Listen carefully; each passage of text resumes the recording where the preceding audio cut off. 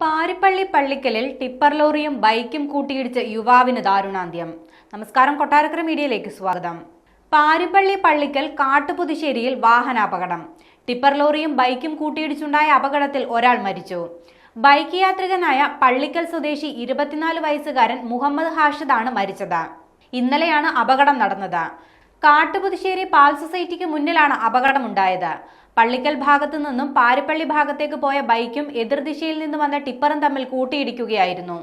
ഇടിയുടെ ആഘാതത്തിൽ റോഡിലേക്ക് വീണ് ഗുരുതരമായി പരിക്കേറ്റ യുവാവിനെ ഉടൻ തന്നെ പാരിപ്പള്ളി മെഡിക്കൽ കോളേജിൽ എത്തിച്ചെങ്കിലും ജീവൻ രക്ഷിക്കാനായില്ല. ബൈക്കിലിടിച്ച ശേഷം ടിപ്പർ നിർത്താതെ പോവുകയും ചെയ്തു. തുടർന്ന് നാട്ടുകാർ പള്ളിക്കലിൽ വെച്ച് ടിപ്പറിനെ തടയുകയായിരുന്നു. അപകടത്തിന് പിന്നാലെ ആശുപത്രിയിലേക്ക് കൊണ്ടുപോകുന്ന വഴിയാണ് യുവാവ് മരിച്ചത്.